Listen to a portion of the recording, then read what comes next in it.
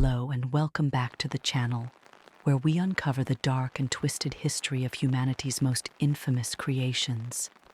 Today, we're diving into 5 of the most terrifying instruments of torture ever devised.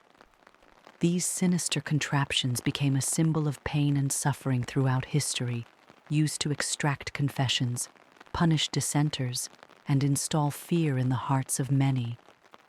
But how did these devices come to be, and why were they so widely used? The rack. The origins of the rack are somewhat murky, but variations of the device date back to ancient times. The ancient Greeks and Romans used early versions of the device for interrogation and punishment. Known as the cruciatus, these methods were designed to stretch the human body, pulling limbs to the brink of dislocation. However, the rack, as we know it today, truly rose to prominence during the Middle Ages and the Inquisition. By this time, it had evolved into a highly efficient instrument of agony, often used by authorities to extract confessions or punish individuals accused of heresy, treason, or witchcraft. So, how exactly did this device work? The rack was a simple yet horrifyingly effective design. The victim would be laid flat on a wooden frame with rollers at both ends.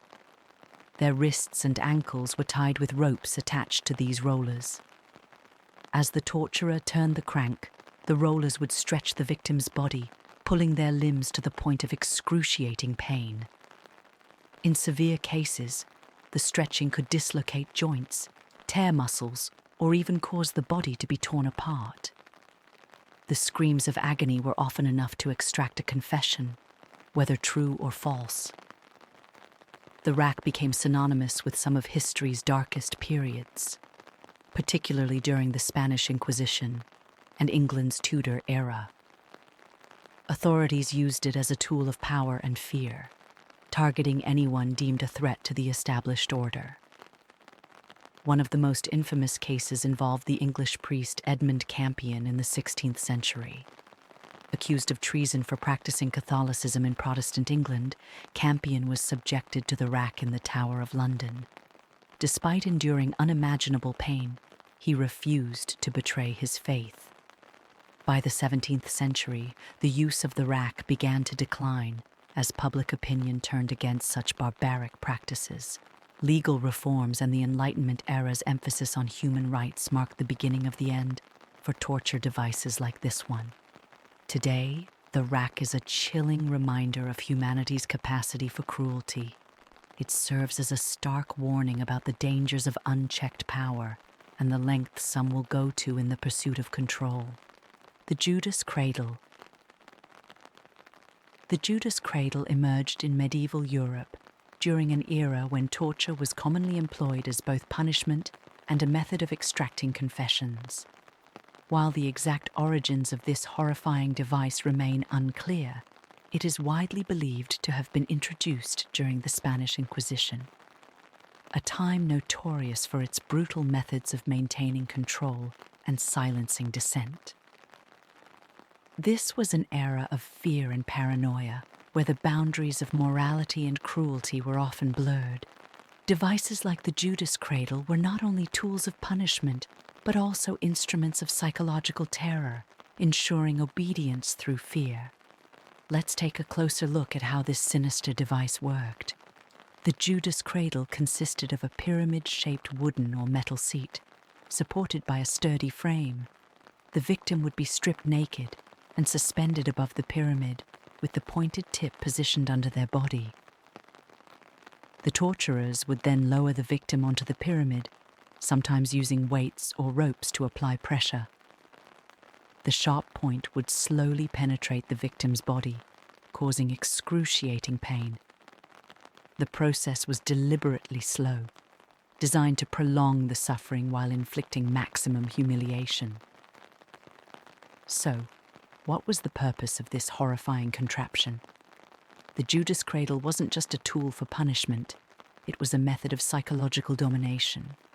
The pain and humiliation inflicted upon the victim served as a gruesome warning to others, ensuring submission and compliance. Victims of the Judas cradle were often accused of heresy, treason, or other crimes deemed punishable by torture. Many were innocent, but the device's primary function wasn't to determine guilt or innocence. It was to install fear and break the spirit. By the 18th century, public sentiment began to shift. The Age of Enlightenment brought new ideas about human rights and justice, leading to the gradual abolition of torture across much of Europe. Devices like the Judas cradle were relegated to history, becoming symbols of a darker, more barbaric past. Today, the Judas cradle stands as a stark reminder of the lengths humans have gone to in the pursuit of power and control. It is a testament to the dangers of unchecked authority and the capacity for cruelty when morality is cast aside. The Judas cradle is one of history's most chilling inventions, a device that epitomizes the brutality of an era where fear ruled over justice. The brazen bull. Our story begins in ancient Greece, in the 6th century BCE, during the reign of Phalaris, the tyrant of Acragas, a city in what is now modern-day Sicily. Phalaris was notorious for his cruelty, but his name became forever linked to one of the most grotesque instruments of torture, the brazen bull. The brazen bull was the brainchild of a craftsman named Perilos of Athens. According to historical accounts, Perilos presented the device to Phalaris as a novel and horrifying method of execution, designed to demonstrate his ingenuity and perhaps win the favor of the tyrant. The brazen bull was a life-sized hollow statue made entirely of bronze, crafted to resemble a real bull. A door on its side allowed the condemned to be placed inside, after which the door was sealed shut. A fire would then be lit beneath the bull, heating the bronze until it was blisteringly hot.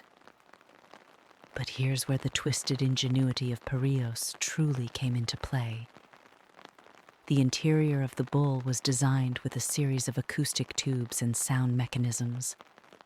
As the victim screamed in agony, their cries would be transformed into what sounded like the bellowing of a bull, creating a macabre spectacle for onlookers. This wasn't just an execution. It was a performance, a horrifying display meant to install fear and demonstrate the tyrant's power. The story takes an ironic twist when it comes to the fate of Perilos himself. According to legend, after presenting the brazen bull to Phalaris, the craftsman suggested testing its sound effects. Phalaris, ever the sadist, reportedly ordered Perilos to climb inside to demonstrate his invention firsthand. Once locked inside, Perilos became the bull's first victim, experiencing the very torment he had designed. While the historical accuracy of this tale is debated, it serves as a grim reminder of the ruthless nature of ancient tyrants and the twisted justice they often dispensed. The brazen bull wasn't just a one-time atrocity. Historical records suggest that similar devices may have been used in other parts of the ancient world, particularly in Rome. However, over time, the device became a symbol of tyranny and cruelty, and its use eventually faded as humanity began to grapple with the ethics of torture and execution. Today, the brazen bull is remembered as one of history's most horrifying inventions. It stands as a testament to the extremes of human cruelty and a reminder of how power can corrupt those who wield it. Rat torture. Rats have long been associated with fear and filth in the human psyche. Their ability to gnaw through almost anything, and their reputation as carriers of disease made them a perfect symbol of dread. Torturers throughout history exploited this fear, using rats as tools to inflict both physical and psychological suffering. The sheer unpredictability of a rat's behavior, coupled with its sharp teeth and relentless instinct to survive, made it a uniquely terrifying weapon in the arsenal of historical torturers. One of the earliest recorded uses of rat torture dates back to medieval Europe. Prisoners would often be confined in dungeons where rats roamed freely. In some cases, captors intentionally starved rats and released them into the prisoners' cells, where they would gnaw on the flesh of the helpless victims. But it didn't stop there. One of the most infamous methods involved trapping rats in a metal container and placing it on the victim's body. The container was then heated, driving the rats into a frenzy as they desperately sought an escape route, often through the victim's flesh.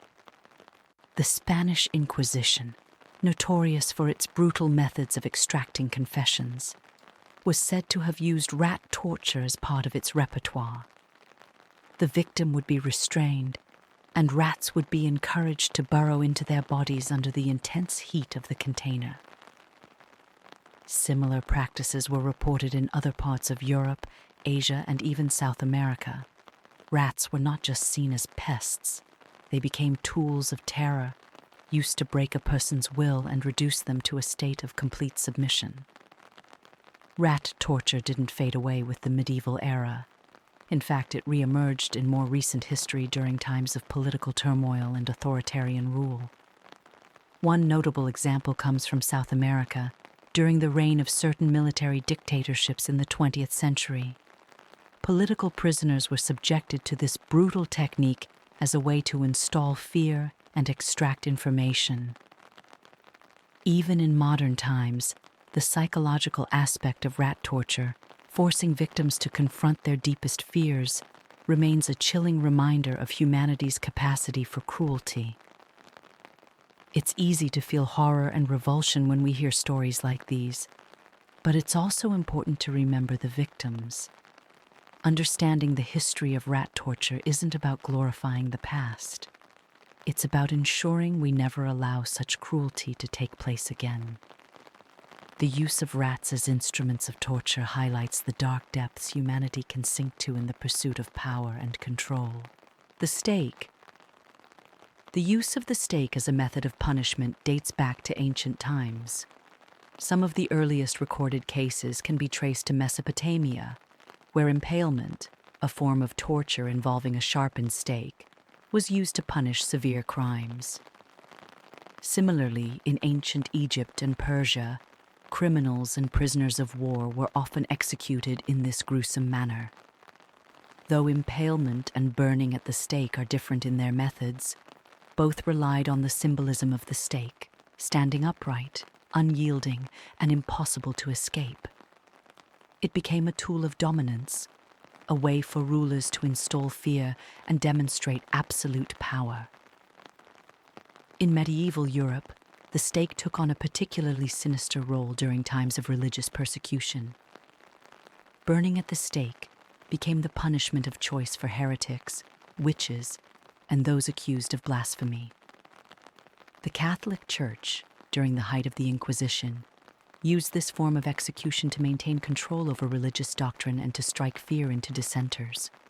One of the most famous victims of this brutal method was Joan of Arc, the French heroine who was burned at the stake in 1431 after being convicted of heresy. Her death, like many others, was as much a political act as it was a religious punishment.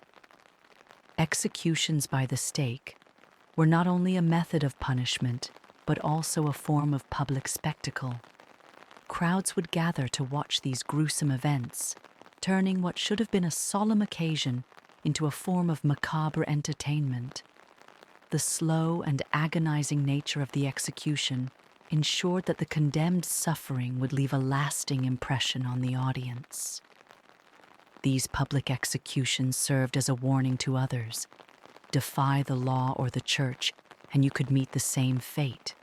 The act of burning symbolized purification, an attempt to destroy not only the physical body, but also the so-called evil within.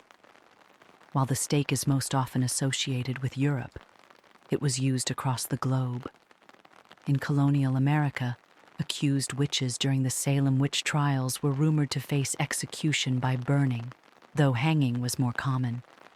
In some parts of Asia, impalement persisted as a punishment well into the 19th century. The universality of this method speaks to a dark commonality in human history, the desire to punish in a way that both terrorizes and demonstrates authority. As societies evolved and ideas of human rights began to take root, torture by the stake gradually fell out of favor. The Enlightenment brought about a shift in attitudes toward punishment, advocating for methods that were less cruel and more humane. By the 19th century, burning and impalement were largely abandoned, replaced by prisons and more civilized forms of execution like the guillotine. But even as the practice faded, the stake left an indelible mark on history, remaining a potent symbol of suffering and injustice.